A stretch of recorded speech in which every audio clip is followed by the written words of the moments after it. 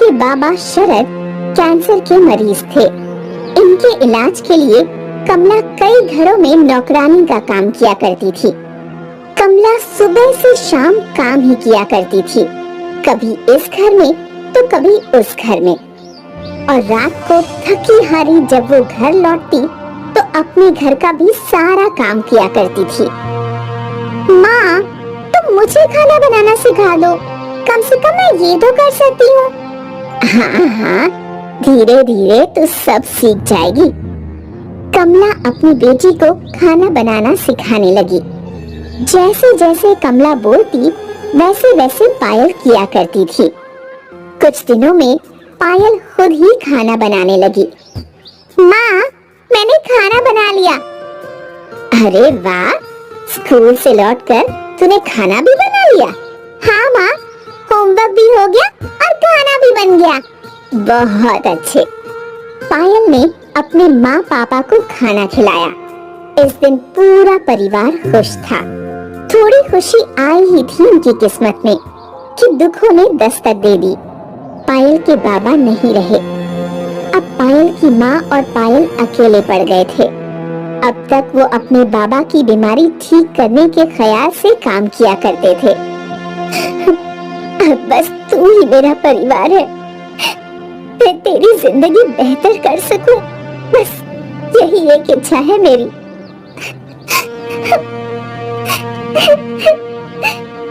कुछ समय बाद दोनों इस दुख से उबर गए। कमला फिर से काम पर जाने लगी। पायल स्कूल से लौटती और फिर स्कूल के बाद घर आकर सारा काम संभाल लेती। एक दिन की बात है, कमला थकी हारी घर लौटी। आज तो बहुत काम करना पड़ गया। हे राम, मेरी तो कमर ही टूट गई। माँ, क्या जिंदगी भर हम लोग ऐसे ही रहेंगे? क्या क्या जिंदगी भर तुम काम वाली का ही काम करोगी? नहीं पायल, जब तू बड़ी हो जाएगी, अच्छा जॉब करेगी, तब मुझे काम वाली का काम करने की क्या जरूरत है? नहीं माँ, मैं चाहती हूँ कि हम कुछ ऐसा करें जिससे हमारी परिस्थिति बदल जाए। पर हम लोग क्या कर सकते हैं? तुम तो छोटी बच्ची हो और मैं अनपढ़। माँ, हम दोनों कितना अच्छा फरसान बनाते हैं ना? क्यों ना हम फरसान बनाकर बेचें? ये इतना आसान नहीं है पायल। हमें फरसान बनाने के लिए मशीन की जरूरत होगी और वो बड़ी मशीन बहुत महंगी होती है। क्या हम सेकेंड हैंड मशीन नहीं ले सकते हैं? सेकेंड हैंड मशीन के लिए भी हमें पैसे लगेंगे ना। तो ठीक है माँ, अब हम पैसे बचाएंगे और जल्दी ही नमकीन बनाने की मशीन खरीदेंगे। कमला हर महीने कुछ न कुछ पैसे गुल्लक में इकट्ठे करने लगी। कुछ महीनों बाद काफी सारे पैसे जमा हो गए। पायल ने गुल्लक से सारे पैसे निकाल लिए। माँ, अब हमारे पास 8,000 रुपए हैं। मुझे लगता है इतने में सेकेंड हैंड नमकीन की मशीन तो आ ही जाएगी। हाँ, शायद कल जाकर देखते हैं। अगले दिन पायल और कमला मार्केट पहुँचे और पुराने मशीन्स की दुकान ढूंढने लगे। तो लोग काफी देर तक ढूंढते रहे पर उन्हें कोई दुकान नहीं मिली। पायल, मुझे लगता है ऐसी कोई दुकान यहाँ है ही नहीं। थोड़ा और ढूंढते हैं ना माँ, मुझे यकीन है हमें नमकीन बनाने की मशीन जरूर मिलेगी। ठीक है। कमला और पायल यहाँ वहाँ देख रहे थे कि अचानक उनके सामने एक पुरानी मशीन की दुकान आ गई। अभी तो ये दुकान यहाँ नहीं थी, अचानक यहाँ कहाँ से आ गई? माँ, शायद हमने देखी ही नहीं होगी। जो भी हो, चलो ना अंदर चलते हैं। भैया, क्या आपके पास पुरानी नमकीन बनाने की मशीन है? हाँ है ना, आपको जो भी चाहिए हमारे पास मिलेगा। पर भाई, हमारे पास पैसे कम हैं। पैसों की चिंता ना कीजिए बहन जी, आपके पास जितने पैसे होंगे हम उतने पैसों में आपको मशीन दे देंगे। आइए अंदर आइए। दुकानदार ने उन्हें एक बड़ी सी मशीन दिखाई। ये देखिए। ये तो बहुत महंगी लग रही है। बिल्कुल नहीं। आपके पास कितने पैसे हैं? 8,000 रुपए। तो बस ये मशीन आपकी हुई। सच्ची? बिल्कुल। कमला और पायल मशीन लेकर घर आए और नमकीन बनाना शुरू कर दिया। कुछ घंटों तक वो दोनों मेहनत करते रहे। अब सो जा पायल, तुम्हें कल स्कूल भी जाना है ना, बाकी कल करते हैं। ठीक है माँ। कमला और पायल दोनों सो गए और अचानक आधी रात को वो मशीन अपने आप चलने लगी। उस मशीन में बहुत सारे अलग अलग फरसान के पैकेट्स बना दिए। जब कमला और पायल सुबह उठे तो सारा घर फरसान के पैकेट से भरा हुआ था। माँ, क्या तुमने रात में ये सब किया? नहीं, मुझे लगा कि तुमने किया होगा। वो दोनों हैरान थे कि आखिर ये फरसान के पैकेट बनाए किसने, पर जो भी था उनकी मदद ही कर रहा था। अगली रात उन दोनों ने फिर से ढेर सारा नमकीन बनाने की तैयारी की और सो गए। इस रात भी मशीन अपने आप नमकीन बनाने लगी और पैक करने लगी, पर इस रात मशीन की आवाज से पायल की नींद खुल गई। पापा! पायल देखकर चौंक गई कि उसके बाबा की आत्मा नमकीन बना रही थी। कमला भी उठ गई। कमला और पायल दोनों की आंखों में आंसू थे। तो वो आप थे जो हमारी मदद कर रहे थे। मैं जीते जी तो तुम दोनों पर बोझ बना रहा, अब मरने के बाद तुम दोनों की मदद करना चाहता हूँ। पर पापा, आप हमें क्यों छोड़ के चले गए? मैं कहीं नहीं गया बेटा, मैं यहीं तेरे साथ हूँ और हमेशा तेरे साथ ही रहूँगा।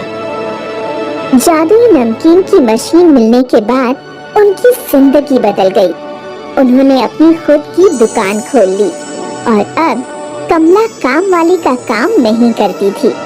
शायद इसलिए कहते हैं माँ बाप अपने बच्चों से हद से ज्यादा प्यार करते हैं, इतना कि मरने के बाद भी उनका भला ही सोचते हैं। हाथी बाजार में 2 मोबाइल शॉप थी, जिसमें से एक पर विनोद और दूसरे पर अमर काम करता था। अमर ईमानदार था, पर विनोद लालची और अकड़ू था। अमर की दुकान सबकी मदद करने की आदत की वजह से बहुत अच्छी चल रही थी, लेकिन विनोद किसी की मदद नहीं करता था और सबसे झगड़ता था, इसलिए उसकी ग्राहकी कम होती थी। एक दिन की बात है। मोबाइल शॉप तो मेरी भी है, पर अमर की दुकान पर भीड़ लगी रहती है। मेरे पास कम ग्राहक है, मुझे कुछ न कुछ करना पड़ेगा। इसकी दुकान बंद करानी होगी। अगर उसका धंधा ऐसे ही चलता रहा तो मेरी दुकान तो ठप हो जाएगी। विनोद अमर की दुकान बंद करने के लिए कुछ सोचता है और कुछ गुंडों से बात करता है। तुम सारे के सारे जाओ और अमर की दुकान को जलाकर राख कर दो। एक मोबाइल भी नहीं बचना चाहिए। खैर रुको, एक काम करो, सारे मोबाइल चुरा कर मुझे यहाँ पर देना और उसकी दुकान को आग लगा देना। गुंडे विनोद की बात को मानकर अमर की दुकान में आग लगाने के लिए चल पड़ते हैं। वो मौका पाकर मोबाइल चुरा लेते हैं और दुकान में आग लगा देते हैं, पर तभी एक आदमी भागा भागा जाता है और अमर को बताता है। अमर अमर, तुम्हारी दुकान में आग लगी है, जल्दी चलो जल्दी चलो। ये क्या कह रहे हो? ऐसे कैसे हो सकता है? आग कैसे लग गई मेरी दुकान में? ना जाने कैसे तुम्हारी दुकान में आग लगी है। मैं वहाँ से निकल रहा था तो मैंने तुम्हारी दुकान से आग की लपटें निकलती हुई देखी और मैं भागकर तुम्हें बताने आ गया। अमर भागा भागा दुकान जाता है और वहाँ जाकर देखता है तो दुकान सच में जली हुई होती है। दुकान में से धुआं निकल रहा होता है और यह देखकर वह रोने लगता है। अरे, मैं लुट गया, बर्बाद हो गया। मेरी सारी दुकान जलकर राख हो गई। मेरी जीवन भर की पूंजी सब जल गई। अब तो मैं सड़क पर आ गया। अब मैं क्या करूँगा? मेरे पास तो अब रोजी रोटी खाने का सहारा ही नहीं बचा है। वह माथा पकड़कर वहीं सड़क पर बैठ जाता है। कुछ देर बाद जब उसे होश आता है तो वह खड़े होकर अपने घर की ओर चल पड़ता है। वह उधेड़-बुन में लगा हुआ चल रहा था कि वह अब क्या करे। तभी उसे एक बुढ़िया आवाज देती है, बेटा रुको बेटा, रुक जाओ। अमर, तुम बहुत ही नेक इंसान हो, तुम हमेशा सबकी मदद करते हो। माँ जी, ये सब कहने की बात है, मैं खुद ही टूट चुका हूँ, तो मैं दूसरों की मदद क्या करूँगा। बेटा, मेरी भी मदद कर दो ना। मेरा बेटा मुझसे रूठकर अपनी बीवी और बेटे को लेकर चला गया है। मेरा उससे एक बार बात करने का बहुत मन कर रहा है। तो माँ जी, मैं आपकी कैसे मदद कर सकता हूँ? मेरे पास तो अब मदद करने के लिए कुछ बचा ही नहीं, सब कुछ जलकर राख हो गया। बेटा, तेरे पास फोन है ना? ये नंबर मिला दे जरा। मैं एक बार अपने बेटे और पोते से बात करूं। मेरा मन बैठा जा रहा है, ना जाने वो किस हाल में होगा। जी माँ जी, मैं अभी नंबर मिला देता हूँ। नंबर दीजिए। अमर नंबर मिला देता है और बुढ़िया उस फोन से अपने बेटे से बात करके सारे गिले शिकवे मिटा देती है और बुढ़िया का बेटा अपने परिवार सहित वापस आने के लिए तैयार हो जाता है। अमर बेटा, तूने मेरे बेटे से बात कराकर मुझ पर बहुत बड़ा एहसान किया है। अब सब मेरे पास रहने के लिए आ रहे हैं। मेरी खुशी का ठिकाना नहीं है। आज मैं बहुत खुश हूँ। ये तो बहुत अच्छी बात है माँ जी। पर बेटा, तू इतना उदास क्यों लग रहा है? क्या बात है? तुम्हें इतना उदास पहले कभी नहीं देखा। अमर अपनी सारी दुख भरी कहानी उस बुढ़िया को बता देता है। बेटा, मैं तेरी कोई मदद तो नहीं कर सकती, पर मैं अपने पोते के लिए ये खिलौना लेकर आई थी। पर मेरा पोता विदेश से आ रहा है, वो इस खिलौने से कहाँ खेलेगा भला? खिलौना? कैसा खिलौना? बेटा, ये खिलौना एक मशीन है। इसमें मिट्टी डालने पर यह मशीन मोबाइल बना देता है। इसमें मिट्टी डालो तो मोबाइल बनकर निकलता है। ये मेरे किसी काम का नहीं, तू ही इसे रख ले। अमर उसे ले आता है।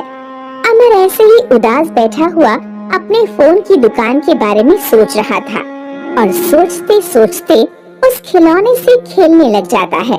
तो देखते ही देखते उसमें से मिट्टी के खिलौने की मशीन असली मोबाइल निकालना शुरू कर देती है। अरे, मैंने तो मिट्टी डाली थी, पर इसमें मिट्टी का मोबाइल ना बनकर असली मोबाइल कैसे आ रहा है? कहीं ये कोई जादुई मोबाइल की मशीन तो नहीं? वह जादुई खिलौने वाली मशीन को लेकर भागा भागा बुढ़िया के पास जाता है। माँ जी, ये मशीन तो जादुई है। इसमें से मिट्टी डालने पर मोबाइल अपने आप बाहर निकल रहे हैं। आखिर ये कैसे हो रहा है? मुझे कुछ समझ में नहीं आ रहा। बेटा, मैंने तो ये मशीन तुम्हें यूं ही दे दी थी, और अगर इसमें से मोबाइल निकल रहे हैं तो ये तुम्हारे नसीब के हैं। इसको भगवान की मर्जी जानकर अपने भविष्य के लिए इस्तेमाल करो और सबकी मदद करो। अमर उस मशीन की सहायता से दोबारा से मोबाइल की दुकान खोल लेता है और जब उसे जरूरत होती है तो वह उस जादुई मशीन से मोबाइल बना लेता है। अमर उस जादुई मशीन के मोबाइलों से वो सबकी मदद करता था। आज तुमने अपने व्यवहार के बलबूते पर फिर से अपनी नई दुकान खोली है। तुम्हें बहुत बहुत बधाई। मोबाइल शॉप तो बहुत हैं, पर जो तुम्हारे मोबाइल में बात है वो और कहीं नहीं। भाई, ये सब तुम्हारी दुआओं का असर है जो आज मैंने दोबारा मोबाइल शॉप खोली है।